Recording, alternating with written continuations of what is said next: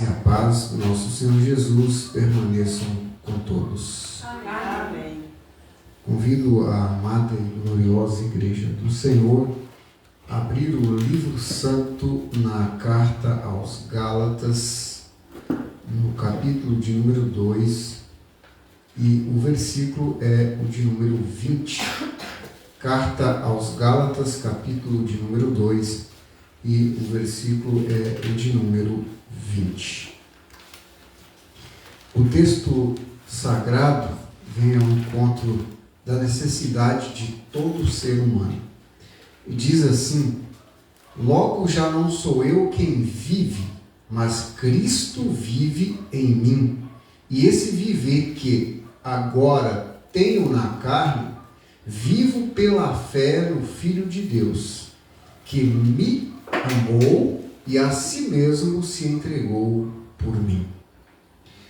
Nós percebemos que o texto nos leva ao seguinte pensamento: a vida que morre para viver. Parece um paradoxo, né?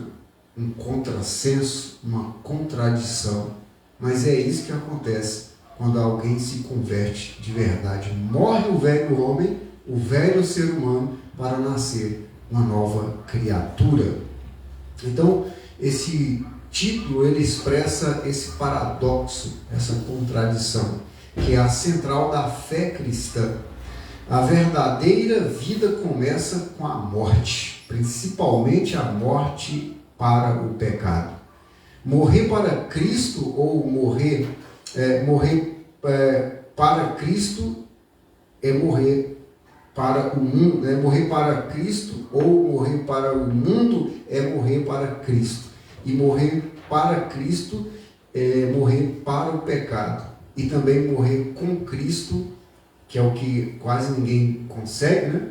É a morte física de quem parte desta vida obedecendo fielmente às Sagradas Escrituras.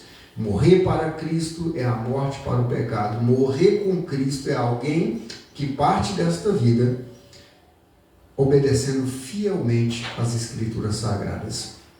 E a morte, tanto seja para o pecado quanto a morte com Cristo, não é de forma alguma uma perda de identidade, como a maioria das pessoas mundanas acreditam. Nem tampouco é chegado o fim da vida, quando você morre tanto para o pecado quanto alguém que morre com Cristo. Mas é ganhar uma nova identidade, ou seja, é alcançar a vida eterna. É ser transformado pela graça de Deus. O verdadeiro cristão, ele não vive mais pela sua força ou pela força da carne, mas ele vive no poder de Cristo que habita nele. É uma vida que morre para o mundo e ressuscita para Deus. É isso que é a vida que morre para viver. E esse versículo nos traz esta profundidade da conversão cristã. E o tema mais profundo desse texto é: a vida cristã é a substituição do velho eu, daquela tranqueira que gostava de tudo quanto era coisa errada, pelo Cristo vive em nós. Agora nossas vidas devem ser direcionadas pela orientação de Cristo. Paulo ele escreve para combater a ideia de que o homem só seria salvo se obedecesse à lei de Moisés. Só Jesus conseguiu cumprir a lei de Moisés. Nenhum homem conseguiu. O próprio Jesus deixa isso claro em Mateus 5, 17 e 18. E por isso mesmo, só Ele pode nos salvar. Só Ele pode salvar alguém. Ninguém pode salvar a si mesmo, nenhum outro ser pode salvar alguém. Mas só Cristo pode salvar. Os Gálatas, eles estavam sendo confundidos por mestres que pregavam um evangelho misturado, recheado de crendices. Era algo mais ou menos metade graça e metade esforço humano. Ou seja, a graça não bastava para o evangelho que os mestres falsos estavam pregando na Galácia.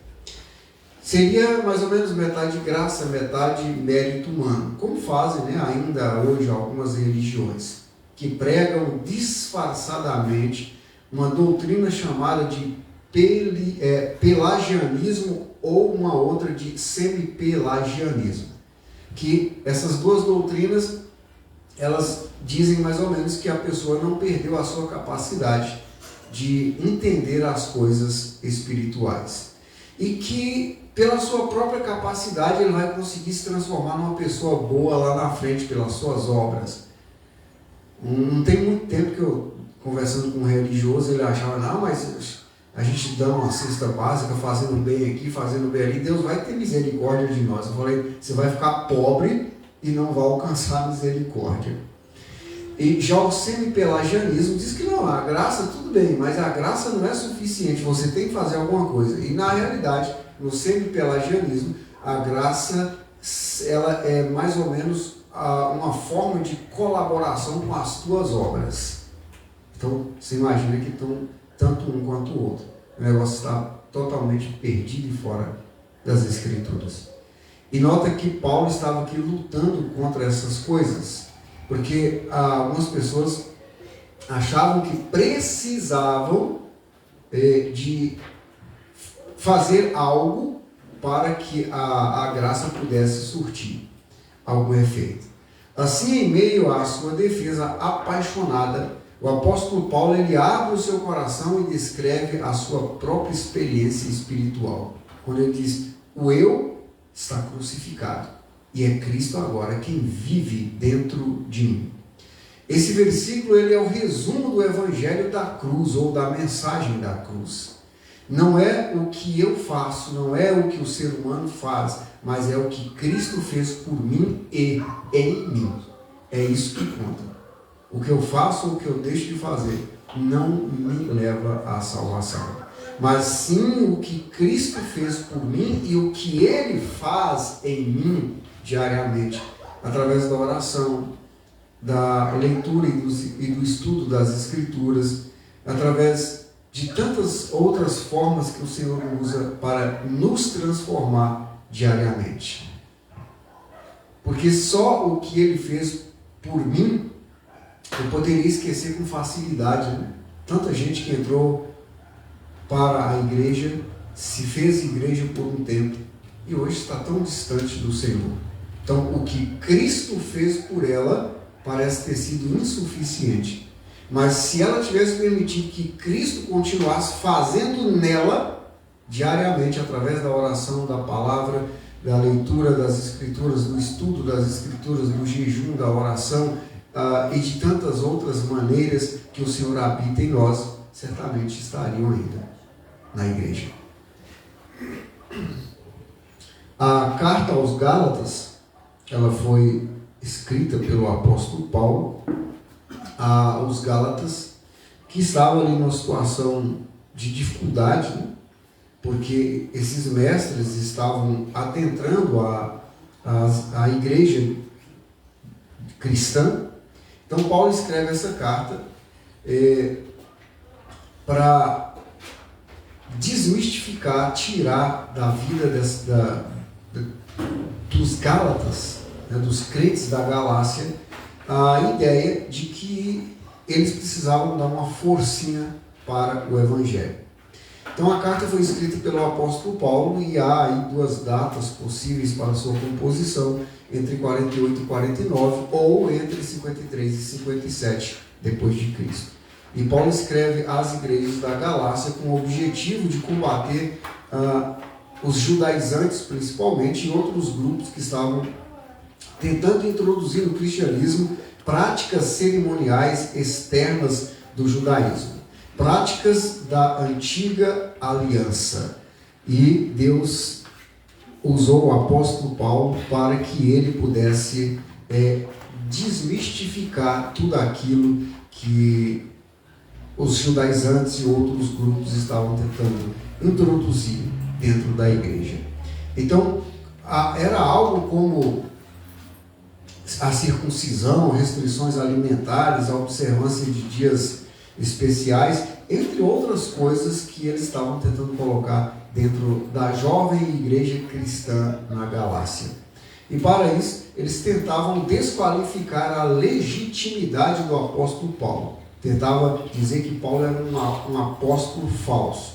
Então, nesta carta, Paulo combate estas acusações e sustenta a sua autoridade apostólica, dizendo que Cristo o visitou. E também defendendo Cristo com todo o seu empenho. Nesse texto de Gálatas 2:20, o apóstolo narra: já estou crucificado com Cristo. Isto fala da união espiritual com Cristo através da cruz, através da mensagem da cruz. O velho homem ele foi sentenciado à morte. Isto é, em Cristo o domínio do pecado e da lei foram quebrados sobre a vida de todo aquele que crê em Cristo e também, principalmente, daquele que crê na obra de Cristo. Quando Paulo estava dizendo eu fui crucificado com Cristo, ele estava dizendo o pecado, o domínio da lei foram quebrados pela vida de Cristo, pela morte redentora de Cristo, pela obra de Cristo e pelo que Cristo fez por mim. E ele segue dizendo, e vivo, mas não eu. Agora vivo, mas não eu, não por mim mesmo. A vida do ego, da autossuficiência e do orgulho foi substituída por uma vida, por uma nova fonte, por uma nova fonte de vida. Fonte esta, Jesus Cristo, com seu amor, compaixão e justiça. E Paulo segue ainda nesse versículo dizendo, mas agora é Cristo que vive em mim. Cristo não é apenas exemplo, mas ele é vida interior e vida eterna. Como a gente pode constatar em João 14:6. Eu sou o caminho e a verdade e a vida. Ninguém vem ao Pai senão por mim. E quem chega até Deus por meio de Cristo não tem somente vida, mas tem também vida eterna. E ele também habita no crente por meio do Espírito Santo, como o próprio Jesus nos garante em João 14:16-17. Não vos deixarei órfãos. O Espírito da verdade virá sobre vós e estará com vós e habitará em vós, mas não no mundo, porque o mundo não o conhece. Então Paulo ele segue dizendo, vivo pela fé no Filho de Deus. Agora eu não vivo mais porque eu acredito que eu tenho condições, que eu sou instruído, que eu estudei aos pés de Gamaliel, que eu falo vários idiomas, que eu sou de família rica, de família influente, que eu tenho dinheiro, poder, fama.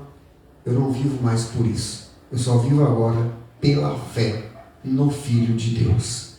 A fé, ela é a ponte entre o ser humano e o divino. Isso é viver confiando totalmente em Jesus Cristo. E é isso que Paulo confessa aqui nesse texto.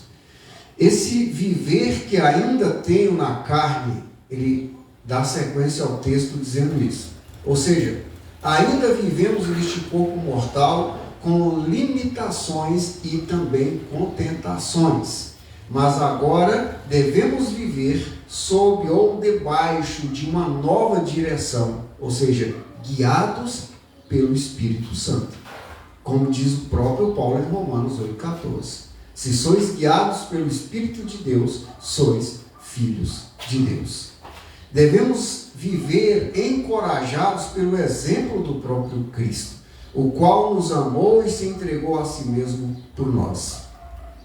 O motivo de tudo isso, claro, é o amor, que ficou muito bem esclarecido lá na cruz. A cruz, depois de Jesus, ela não é mais apenas um símbolo de dor, mas ela é também um símbolo de amor pessoal e de redenção para a humanidade. Até Cristo, a cruz era símbolo de dor, de agonia, de tribulação, de escárnio. A cruz era tudo de ruim, condenação e também morte. Mas depois de Cristo, a cruz não é apenas um símbolo de dor, mas agora a cruz é também um símbolo de amor pessoal e de redenção. Porque Cristo só foi até a cruz porque Ele te amou. Cristo só foi até a cruz porque Ele me amou. Então a cruz já não é apenas um símbolo de dor, mas é também um símbolo de amor pessoal e também de redenção, de libertação, de resgate. A gente olhando para o versículo com mais detalhe, a gente vê que a primeira parte do versículo ele diz: o eu crucificado, uma morte necessária. Ninguém quer morrer, mas essa morte é necessária. Morrer para o pecado. Já estou crucificado com Cristo, diz o apóstolo na primeira parte do versículo. O Evangelho ele começa em cada um de nós com a mensagem da cruz. Não sem a mensagem da cruz, o Evangelho que entra nas pessoas é um Evangelho falso. O eu que buscava reconhecimento, poder e mérito precisa morrer. Se o meu evangelho, se o meu trabalho, se a minha luta pela palavra for por reconhecimento pessoal, eu preciso morrer. O apóstolo estava dizendo: o eu que buscava reconhecimento, poder e mérito precisa morrer. Lembra do versículo que foi lido aqui no início? Eu prego com ousadia, peço a vocês que me ajudem para que eu pregue, mas que nisto Cristo seja glorificado, quer seja na minha morte, quer seja na minha vida, porque para mim o morrer é lucro e o viver é Cristo. Paulo chegou a essa conclusão. Se o meu trabalho, se a minha luta, se aquilo que eu faço pela obra de Deus for por reconhecimento pessoal, for por querer mérito ou por uma busca de reconhecimento, nesse caso eu preciso morrer. Ainda o velho homem ainda está vivo dentro de mim. A cruz é o fim da velha natureza e é o início da nova criatura.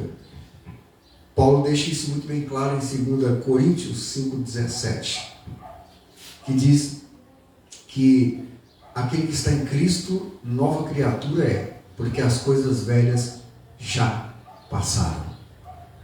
Eu não sei se alguém aqui lembra que tinha uma empresa de ônibus chamada Transnorte que rodava aqui. Quando você pisava o primeiro degrau da porta, estava essa frase escrita, esse versículo. Aquele que está em Cristo, nova criatura é. Eu não sei se o dono era evangélico, mas todos os ônibus tinham. Estava escrito lá quando você pisava o primeiro degrau no teto, assim, você já via 2 Coríntios 5,17. E, de fato, quem está em Cristo tem que ser nova criatura. O velho homem, a velha natureza, precisa morrer. Aquele homem, aquele ser humano que buscava reconhecimento, buscava poder, buscava mérito pessoal, precisa morrer. Se ele não morrer, ele não tem como ser cristão. Me admira muito cristão, a boa parte dos cristãos atuais, dizendo: isso não tem nada a ver não, isso é coisa, isso é cultura. Quando eu vejo um sujeito dizendo isso aí, esse demônio está até a tampa. Isso é cultura, isso é modernidade. Precisa de libertação, precisa morrer a velha criatura. Se você ainda olha para o mundo, se você ainda sente saudade do mundo, se você ainda tenta adaptar algumas coisinhas do mundo para a sua vida de cristão, a velha criatura precisa morrer. Ainda tem, ela não foi totalmente morta ainda. Sabe quando você dá uma paulada numa cobra e ela fica estribuchando? Enquanto ela não sossegar, corre o risco dela recuperar as forças e ainda sair por aí picando mais gente, injetando veneno em mais gente. Como dizia João Batista, raça de víboras, filhos de cobras, quem vos ensinou a fugir da ira vindoura? Não comece por aí dizer que vocês são filhos de Abraão, porque até destas pedras Deus pode suscitar filhos Abraão. Portanto, se João Batista estivesse aqui hoje, ele diria para muitos cristãos: raça de víboras, arrependei-vos. Não fiquem aí dizendo que vocês são cristãos ou que obedecem a Cristo. Cristo pode trazer membros para a sua igreja lá da macumbaria, do prostíbulo, da corrupção e de qualquer outro lugar. E você que está já dentro do cristianismo, ainda que seja de nome, corre o risco de ser despejado da presença do Senhor. Porque ainda guarda dentro de si coisas do velho homem. Não há ressurreição sem morte. Se você não morreu para o mundo, você não pode ser ressuscitado como cristão. Ninguém ressuscita um vivo, né? Se ele ainda está vivo. A ressurreição só acontece no sentido de transformar um morto em alguém vivo. Isso é ressurreição. Ressurreição é levantar da morte sem deixar um corpo para trás. Isso é ressurreição. Portanto, não há ressurreição sem morte. Nem o próprio Cristo ressuscitou antes de ser crucificado e morto. Assim, o homem não pode ser renovado sem antes abandonar a velha natureza, sem morrer para o pecado. Tem muita gente que acha que dá para se renovar. Não, vamos aproveitar aqui, dar uma reformada aqui, uma pintada ali, tirar as imperfeições cá, corrigir com verniz ali. Não tem como você ser uma nova criatura sem antes morrer para o pecado. Tem muita gente enganada achando que dá para tapear, né, como diz o ditado popular, para enganar. A outra parte do versículo nos mostra que uma nova vida é Cristo em mim. Não existe uma nova vida sem Cristo estar em mim. E vivo não eu, mas Cristo vive em mim. O cristianismo não é uma reforma moral, é uma vida substituída. Cristo apaga a velha criatura para habitar em nós. Não tem como reformar um pecador. Tem como matá-lo e ressuscitá-lo. E é isso que a mensagem do Evangelho faz. Mata o homem pecador e coloca dentro dele um espírito de vida, e agora ele passa a ser uma nova criatura. Cristo habita em nós para viver de forma visível através de nós, isto é, de nossas atitudes de amor, de compaixão e de justiça. Cristo habita em nós para que nós possamos abandonar aquela velha criatura rancorosa, vingativa, cheia de ódio, né? Escorrendo veneno pelo canto da boca, para agora ser uma criatura cheia de amor e compaixão e justiça. É por isso que Cristo vive em nós. E é para isso que Cristo vive em nós. Quando Cristo vive em mim, o meu caráter, as minhas palavras e as minhas atitudes são transformadas para melhor. Porque tem gente que são transformados, né? Mas para pior. Porque não tem Cristo na sua vida. Mas quando Cristo vive em mim, tudo o que há em mim é transformado. Aquele louvor que diz: renova-me. Nada do que há em mim presta. Porque você precisa ser melhorado. E não só melhorado, mas transformado.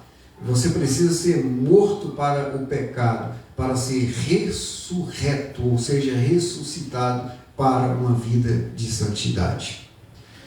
Assim como um instrumento, ele só faz som quando o músico toca. E tem que ser bom também, né? Porque se for tocar El Chan, aí desgraça tudo. Então, um instrumento ele só tem vida quando um músico o toca. Assim é o crente. Ele só manifesta vida quando Cristo o dirige e o guia em santidade. Se Cristo não dirigir o crente, se Cristo não guiar o crente em uma vida de santidade, não vai dar certo. Você pode entrar na igreja que você quiser, na religião que você quiser, mudar até as vestes, mudar a forma de falar, mudar alguns pensamentos, mas a fonte da vida não está em você. Se a fonte da vida não estiver em você, a sua vida vai continuar apagada, embora você tente se esforçar para mostrar que você se tornou uma pessoa melhor. Não vai durar isso. Não passa nem pelo primeiro teste. Quando chegar o primeiro teste, você é reprovado. Porque se a fonte da vida não estiver em você, você não foi ressuscitado. Você não morreu para o pecado. E a gente vê então a última parte aí do versículo dizendo que uma fé viva, sustentada pelo amor. E o apóstolo completa o versículo dizendo: e a vida que agora vivo na carne, vivo-a na fé do Filho de Deus, o qual me amou e se entregou a si mesmo por mim. Vivo pela fé no Filho de Deus. Fé não é uma coisa teórica. Fé é um estilo de vida. É viver de acordo com as Sagradas Escrituras. Colocar no nosso dia a dia as nossas atitudes sempre de acordo com aquilo que as Escrituras elas nos orientam. Essa fé ela é motivada pelo amor. Quando ele diz que me amou e se entregou por mim, o amor incondicional de Cristo por nós. Quando nós olhamos para este amor incondicional, isso nos motiva a vivermos melhor, a termos fé, a sermos perseverantes, a vivermos com justiça, a apagar o ódio, a derramar amor. Quando nós olhamos para a vida de Cristo, para a obra de Cristo, e quando compreendemos o que Cristo fez por nós, então nós conseguimos viver esse amor, porque Ele derramou o amor incondicional por nós. Portanto, quando nós temos a consciência do amor pessoal de Cristo por cada um de nós, isso nos dá forças para obedecer, servir e perseverar na caminhada da vida. Mas se você não tem consciência do amor de Cristo por você, você vai fazer aquilo que você acha que está certo, e não o que Cristo determina como certo. É preciso que nós olhemos com muita atenção para o amor pessoal de Cristo por cada um de nós.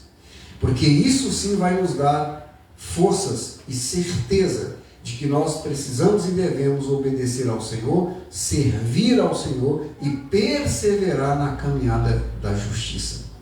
Assim, a cruz deixa de ser apenas um instrumento de maldição ou um instrumento de dor, ou um símbolo de dor, e ela passa a ser a assinatura do amor de Deus na nossa história.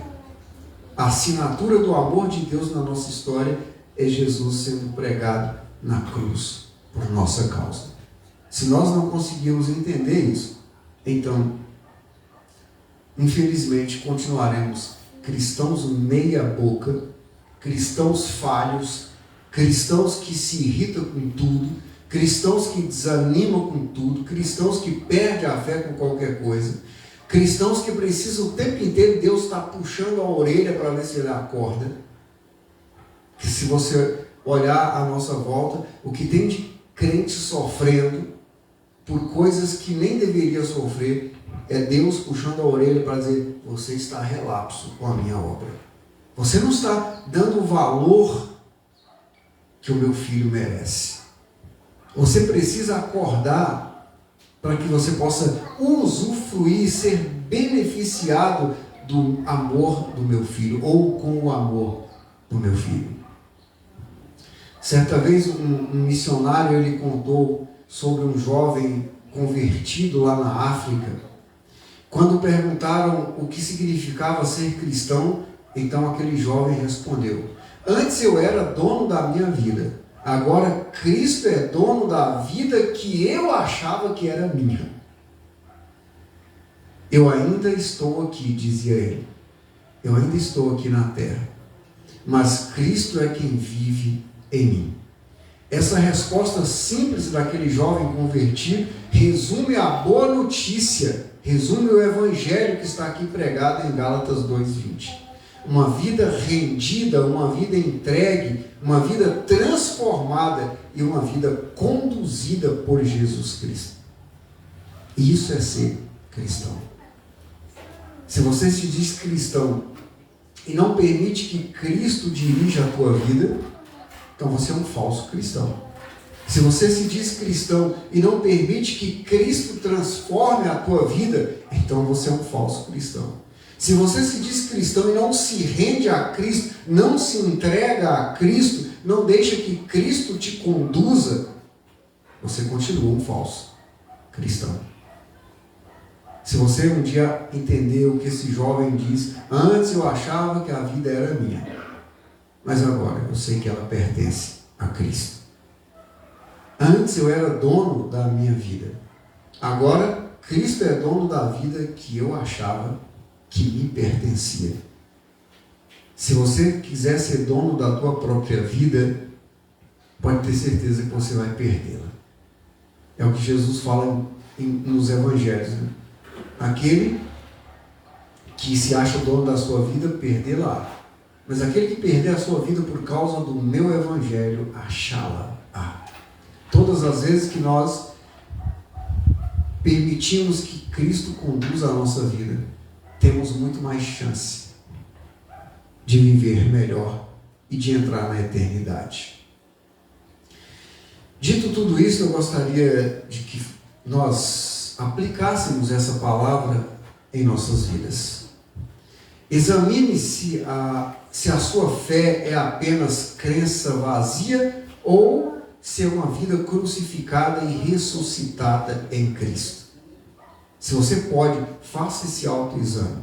Examine se a sua fé é apenas uma crença vazia, ou se a tua fé está baseada em uma vida crucificada e ressuscitada em Cristo.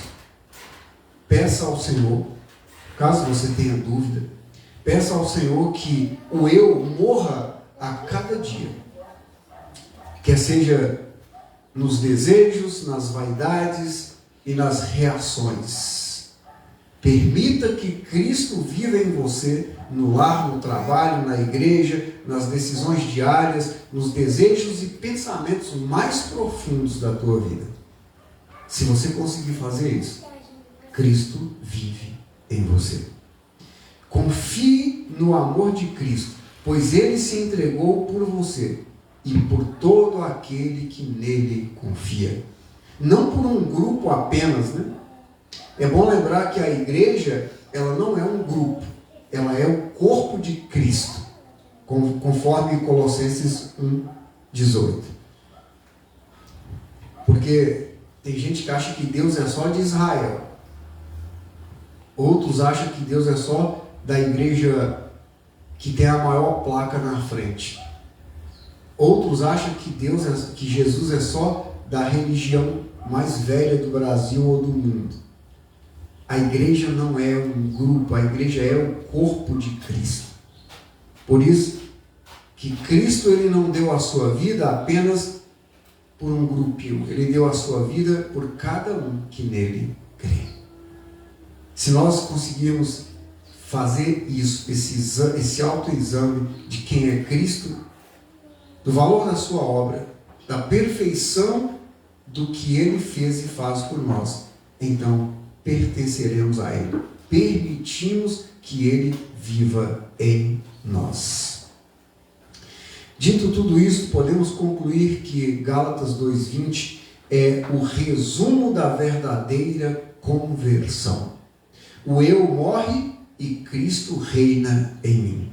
A vida cristã é o maior milagre. O Deus eterno habitando em vasos de barro. Que honra, né? Não foi do barro que nós fomos feitos? O Deus eterno habitando em vasos de barro. Uma vida de dependência, onde a criatura reconhece que depende do Criador, nos mínimos detalhes. não mais eu, mas Cristo. Essa é a confissão de quem encontrou o sentido da graça e da mensagem da cruz. Que Deus em Cristo Jesus continue vos abençoando ricamente. Amém. Amém. Glória a Deus, porque Ele nos deu mais esta grande oportunidade de estarmos na sua gloriosa presença e desfrutar da sua graça. O que temos hoje aí, gente, de programação? Coisa alguma para que nós possamos... Opa! Isso é bom. O reino de Deus é das crianças.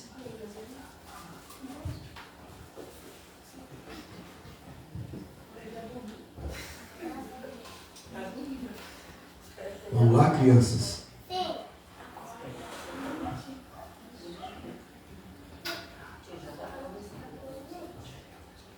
Cadê a tia da fé?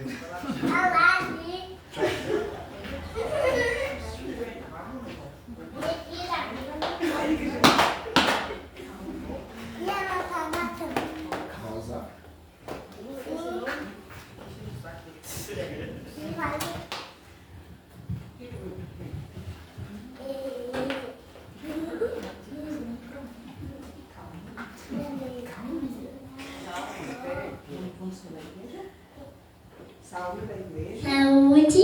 Saúde da igreja. Saúde da igreja. Saúde da igreja. Com a paz do Senhor. Com a paz do Senhor. Amém. Amém.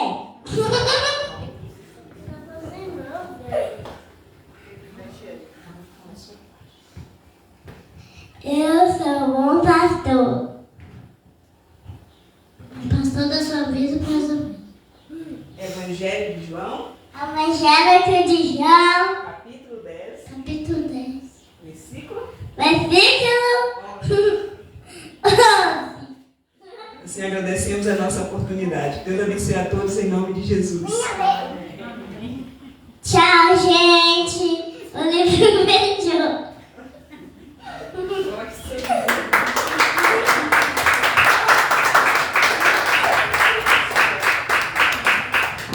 Glória a Deus.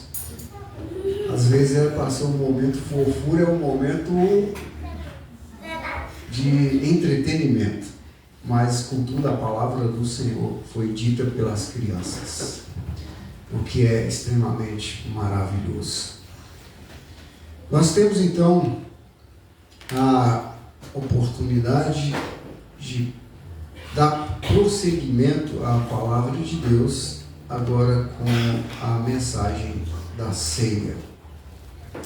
E eu gostaria de, antes da mensagem da ceia, que o grupo de louvor fizesse um louvor aqui para que nós pudéssemos repor ali, né, os elementos da ceia durante o louvor, que os nossos ceieiros oficiais façam ali a reposição dos elementos da ceia para que depois da mensagem nós possamos distribuir e cear. Convido aqui os irmãos para que nós façamos um louvor.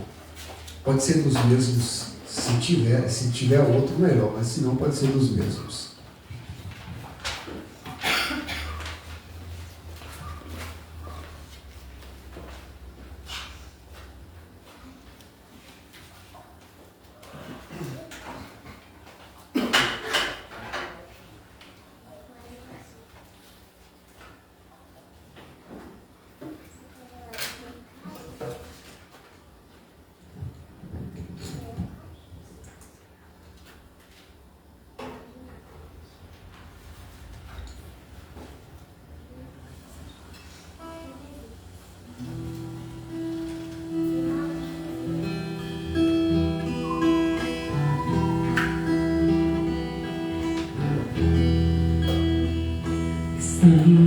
Silêncio fazia lá no jardim, quando Jesus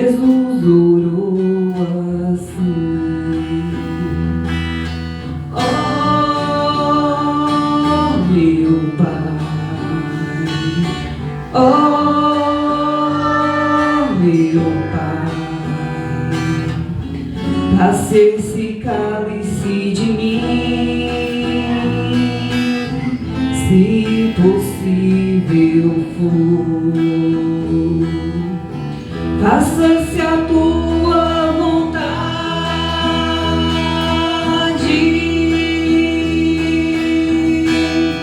Dali Jesus foi conduzido à presença de Pilatos, e a turba gritava: crucificai-o.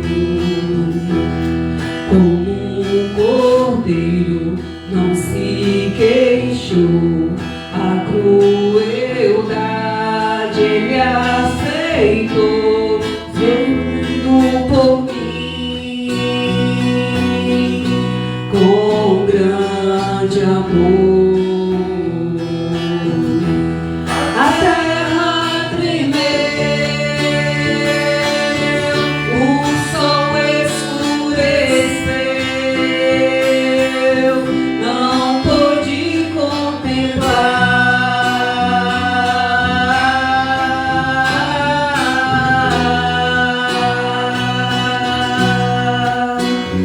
A terra estremeceu, o sol não deu, o sol não deu, o sol não deu o seu calor. O véu do templo se rasgou, de alto a baixo protestou. Jesus deu um brado e expirou. A terra tremeu, o sol escureceu, não pôde contemplar.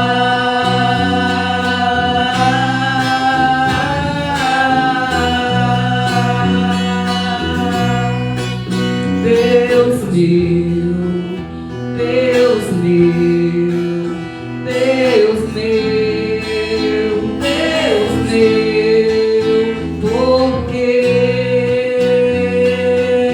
me desamparaste? Nem mesmo Deus dos altos céus pôde contemplar.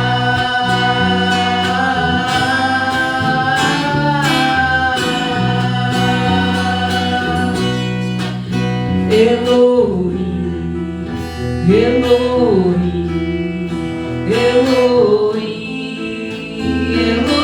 Elohim, lama sabachthani.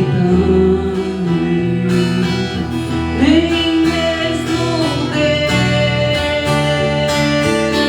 dos altos céus pôde contemplar.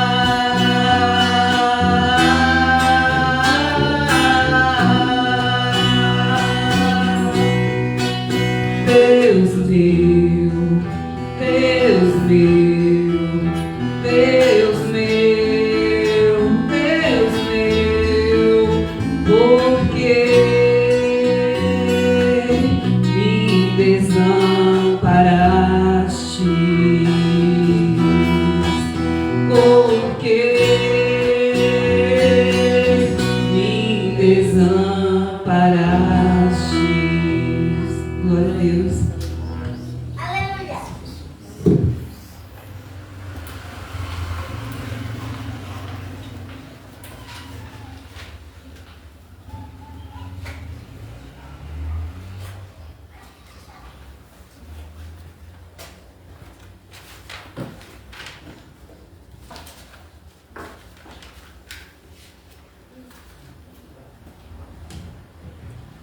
Bendito seja o nome do nosso grande Deus. Convido a amada igreja do Senhor a abrir o livro santo no Evangelho de Lucas, capítulo 22, para que possamos dar sequência à adoração ao nosso grande e majestoso Deus.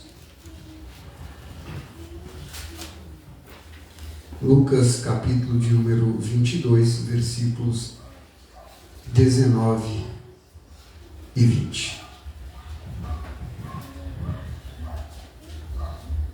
Diz assim o texto sagrado: E tomando um pão, tendo dado graças, o partiu e lhes deu, dizendo: Isto é o meu corpo, oferecido por vós. Fazei isto em memória de mim. Semelhantemente, depois de cear, tomou um cálice, dizendo: Este é o cálice da nova aliança no meu sangue, derramado em favor de vós. O texto nos leva a refletirmos sobre o seguinte pensamento: fazei isto em memória de mim. O que você está fazendo é para recordar o que Jesus fez por você. Fazei é o mesmo que façam ou aquilo que vos ordeno. E ele diz que fazer isto, e isto indica algo que está mais perto de quem fala. Então, quando nós pegamos a ceia, ela está muito mais perto de nós do que daqueles que nos ouvem. E diz mais ainda que isto que devemos fazer para a memória do Senhor. Neste caso, é aquilo que ocorre ao Espírito como resultado de experiências já vividas, ou lembranças, ou recordações. É aquilo que se conserva em memória ou na memória. Ou seja, todo mês a gente lembra que tem que fazer a ceia do Senhor. E para que a fazemos? Para recordar aquilo que Cristo fez por nós. Notamos e percebemos que o tema fundamental desse texto é o momento solene da instituição da ceia do Senhor. Estamos diante de um dos momentos mais solenes e também mais profundos do ministério terreno de Jesus Cristo. Horas antes da sua prisão e crucificação, Jesus ele celebra a Páscoa dos judeus, ou melhor, a Páscoa do Senhor celebrada pelos judeus, como a gente pode ver em Deuteronômio 16, versículo 1. Jesus ele a celebra com os seus discípulos e naquele contexto ele inaugura um novo memorial, que é a ceia do Senhor, que aponta para uma nova aliança no seu sangue, não mais com sangue de bodes, de touros ou de cordeiros, mas agora com seu próprio sangue. Notamos que esse texto de Lucas, ele trata da instituição da ceia do Senhor, feita pelo próprio Senhor, pelo Senhor Jesus Cristo. Essa cerimônia, ela representa a nova aliança entre Deus e a humanidade, baseada em nada menos do que o sacrifício de Jesus Cristo. Sacrifício, diga-se de passagem, de si mesmo. E mostra a comunhão entre o cristão e o próprio Cristo, quando se unem em volta da mesa para celebrar a salvação. Todas as vezes que nós nos reunimos em volta da mesa do Senhor, com o propósito de celebrar a salvação, nós estamos reunindo com o Senhor. Além de tudo isso, é uma oportunidade para relembrar da obra de Jesus e também da sua morte sacrificial. Vemos ainda a ordem para que esse rito fosse celebrado por seus discípulos em uma memória até que ele volte. E não só discípulos daqueles dias, mas pelos seus discípulos de todos os tempos. em sua memória até o dia que ele volte a esta terra, só que agora em glória. Não mais como Salvador, mas como juiz. Olhando para tudo isso, podemos ver o texto com seus pormenores. E o versículo 19, ele fala sobre o pão como representação do corpo de Jesus. É isso que nos fala o versículo 19. E tomando um pão, tendo dado graças, o partiu e lhes deu, dizendo: isto é o meu corpo oferecido por vós. Fazei isto em memória de mim. Então a gente vê que o pão aqui está representando o corpo do Senhor, que seria logo em seguida dilacerado por toda a humanidade. Jesus, ele toma um pão que era o símbolo do alimento diário e o transforma em símbolo do seu corpo entregue na cruz para a salvação de todo homem. A expressão por vós destaca o caráter substitutivo da morte de Jesus. Jesus não estava dizendo: eu vou entregar o meu corpo lá na cruz por mim e por vocês. Não, era só por nós. Porque ele não tinha culpa nenhuma, não tinha pecado algum, não precisava ser liberto de nenhuma transgressão, porque ele era santo e é santo. Então, a expressão por vós destaca o caráter substitutivo. Em outras palavras, Jesus está dizendo: eu estou morrendo, mas é por causa de vocês. Não morro para pagar as minhas dívidas, porque não as tenho. Sou dono de todas as coisas, inclusive da vida, do tempo e da eternidade. Mas morro para pagar a sua dívida. Ele não morreu apenas como um mártir ou como um exemplo, mas ele morreu no lugar de pecadores. A morte de Jesus não é só para dizer ele é um mártir, ou que exemplo Jesus deu. Ele morreu, sobretudo, por minha causa e por tua causa. É uma morte substitutiva.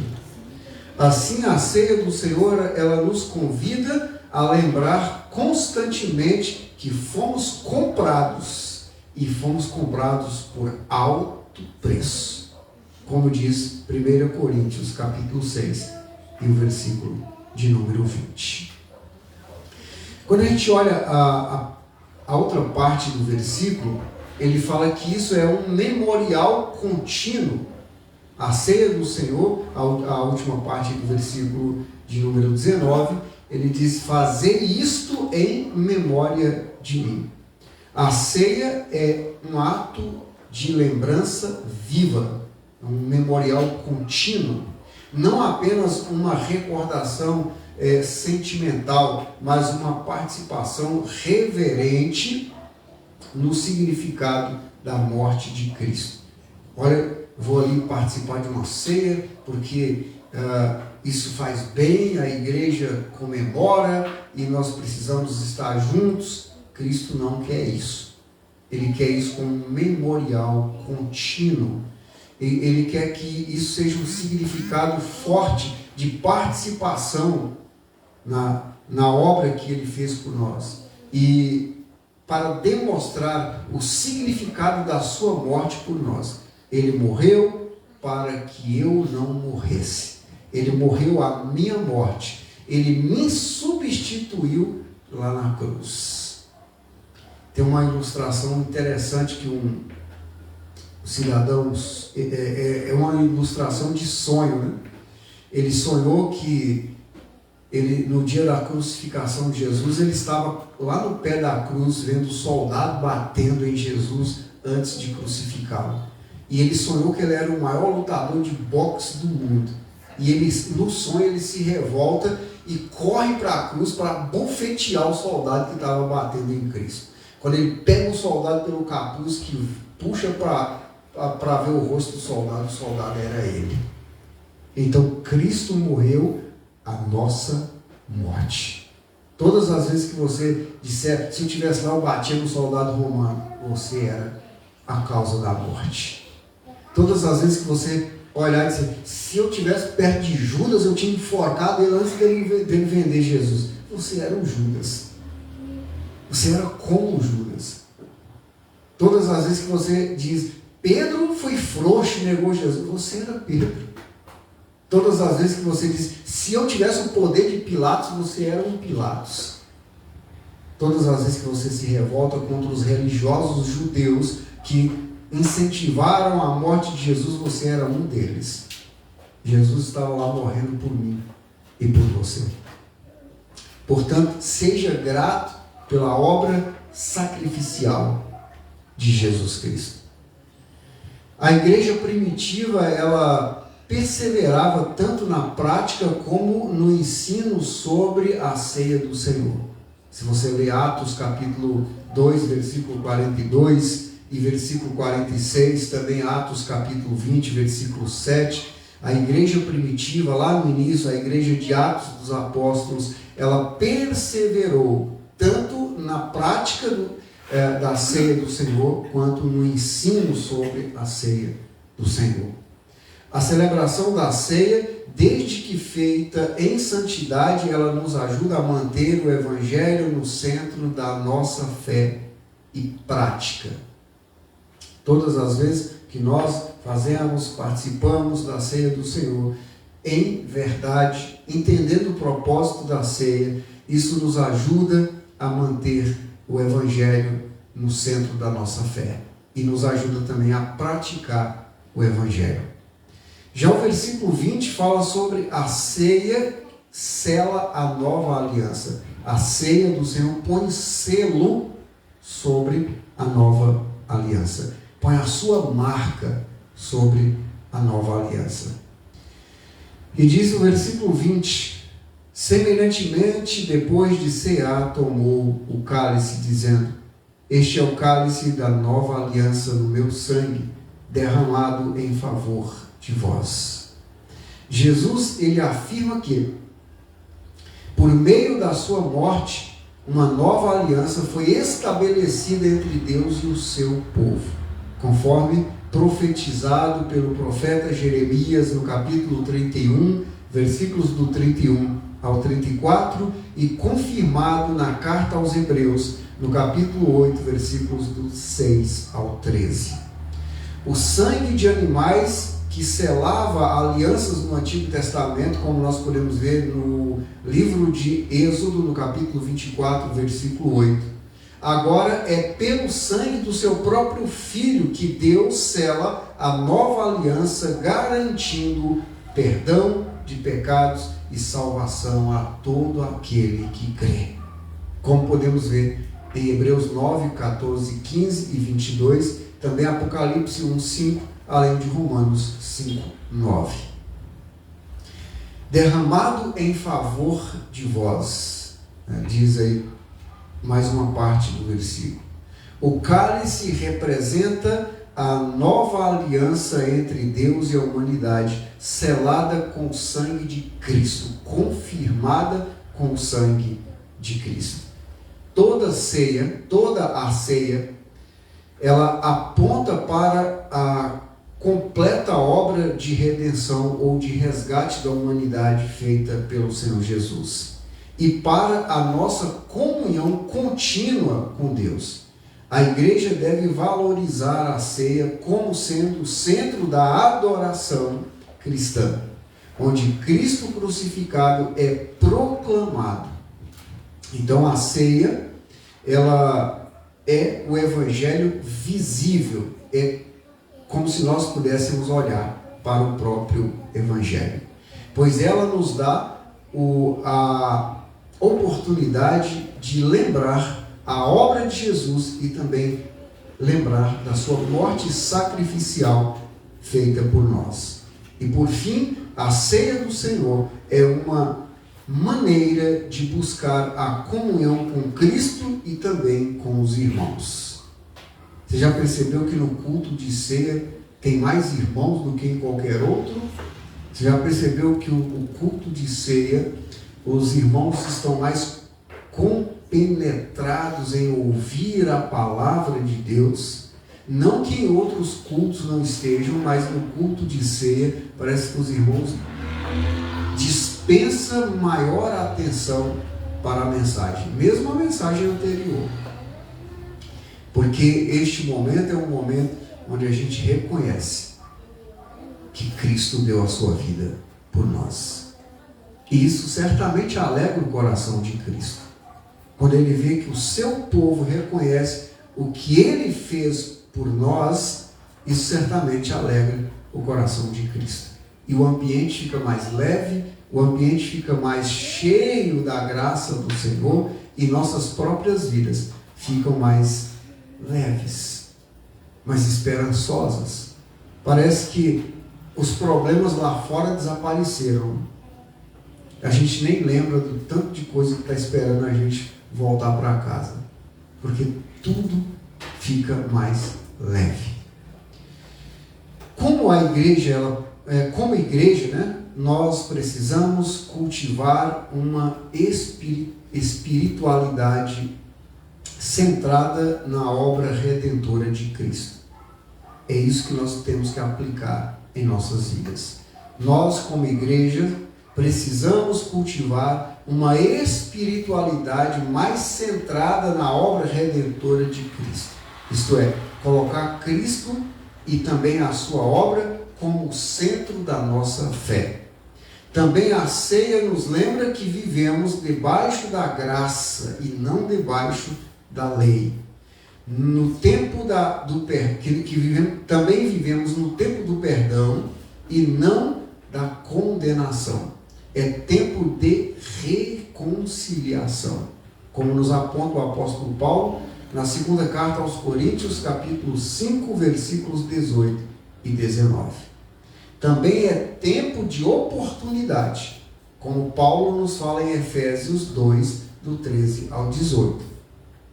Portanto, como verdadeiros cristãos, ensinemos às futuras gerações o verdadeiro sentido da ceia do Senhor, que não é só comer pão e beber vinho, mas compartilhar da obra redentora de Jesus Cristo e da esperança do retorno dele a esta terra para nos buscar.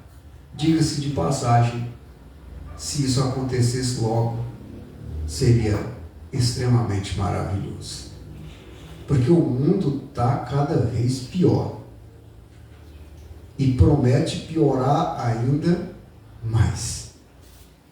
Mas aquele que espera em Cristo tem a certeza de que o Senhor volta para nos buscar. E para onde Ele nos levará, não há dor, nem pranto, nem tristeza, nem contaminação, nem corrupção e nem coisa alguma que nos faça mal.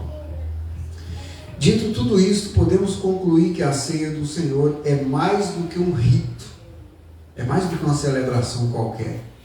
Ela é um lembrete profundo e poderoso de quem somos, pecadores resgatados.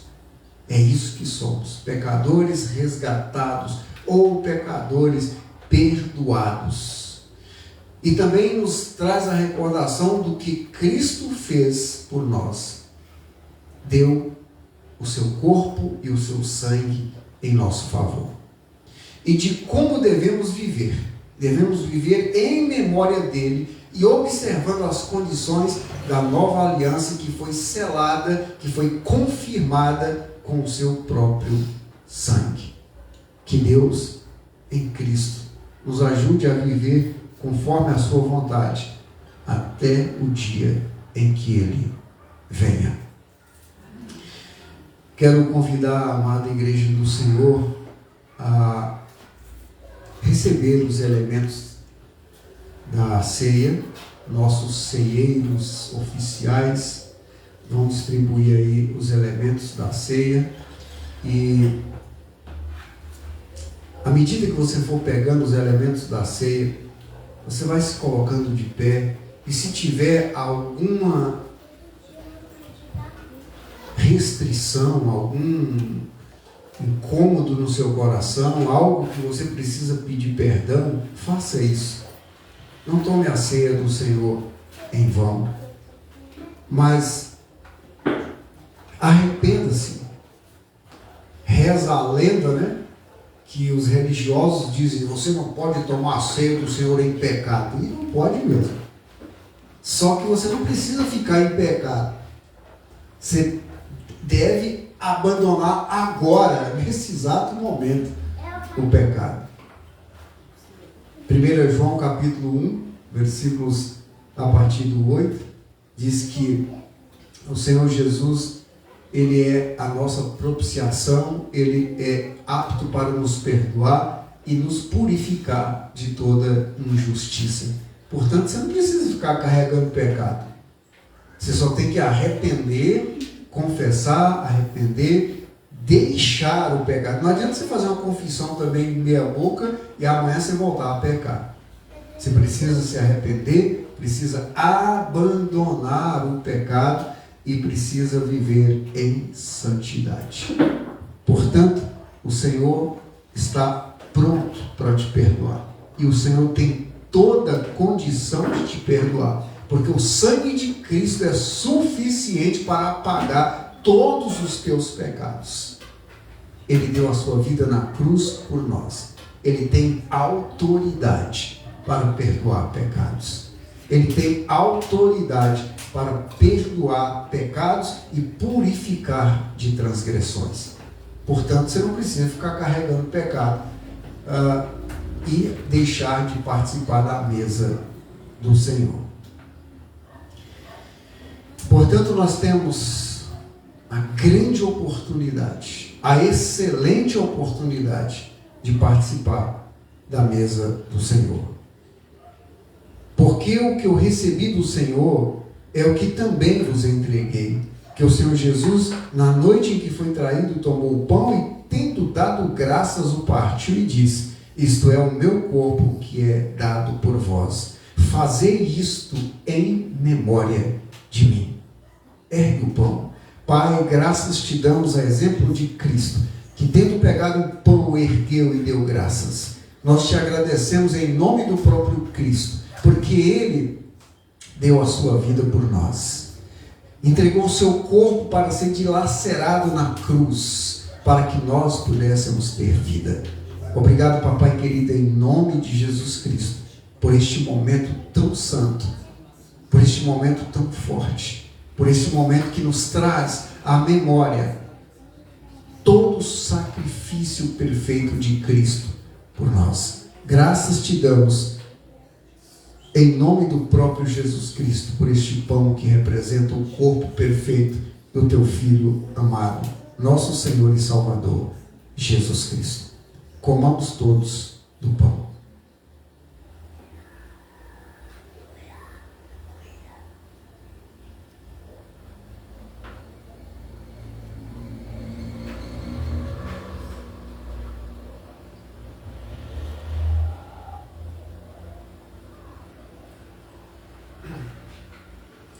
Por semelhante modo, depois de haver ceado, tomou também o cálice, dizendo: este cálice é a nova aliança no meu sangue.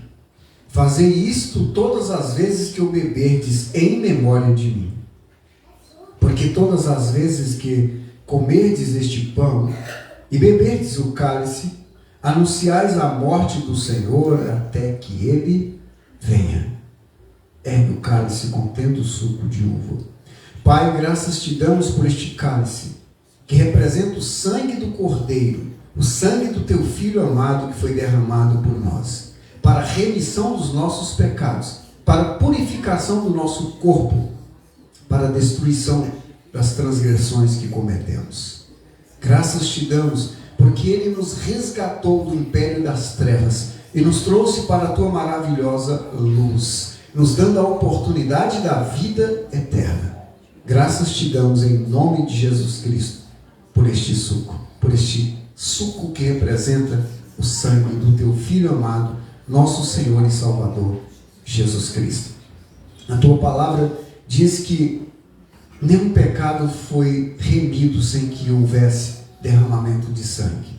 E o nosso pecado foi perdoado por causa do derramamento do sangue de Jesus Cristo, o teu Filho amado, o nosso Senhor e Salvador, que orgulhosamente nós o amamos. Bendito seja o teu santo nome, ó Senhor Jesus.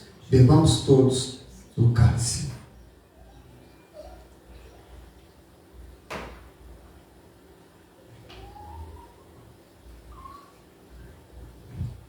Glória a Deus. Poderoso, amado e glorioso Deus, em nome de Jesus Cristo, nós te agradecemos por mais esta riquíssima oportunidade de recordar, de trazer à memória a tua perfeita obra, o teu sacrifício sem igual, o Deus que morre pelas suas criaturas, o Deus que morre pelos seus adoradores. Obrigado, Senhor, em nome de Jesus Cristo, porque Deus igual não há. Nós te agradecemos por mais essa semana que passamos. Te agradecemos por este culto em adoração e ação de graças ao Senhor. Mas te agradecemos também pela semana que se inicia. Obrigado, papai querido, pela cura dos doentes, dos enfermos, pela libertação dos oprimidos, dos deprimidos, dos encarcerados. Obrigado, papai querido, pela libertação dos incrédulos. Obrigado, Senhor, pela salvação e pela salvação eterna. Graças te damos em nome de Jesus Cristo, por todo o bem que o Senhor já nos fez, está nos fazendo e ainda nos fará, segundo a tua perfeita misericórdia. Em nome de Jesus e pelo poder que há neste nome, que seja repreendida toda e qualquer ação do mal, com a finalidade de que o teu nome perfeito continue sendo exaltado, enaltecido e glorificado mais uma vez. Graça e paz a todos, que o Senhor conceda a cada um de vocês uma excelente semana, um retorno em segurança aos vossos lares e que portas de prosperidade, de paz e de esperança se abram para cada um de vocês. Que Deus os abençoe em nome de Jesus e que o Senhor os leve em segurança aos vossos lares. Graça e paz e até o nosso próximo encontro, se assim Deus nos permitir. Que, só lembrando também, né, que tem oração amanhã, né, gente? Que Deus continue abençoando as irmãs e todos aqueles que estão orando incessantemente para o bem da nossa nação e para o nosso bem. Que Deus continue abençoando cada um em nome de Jesus. Amém.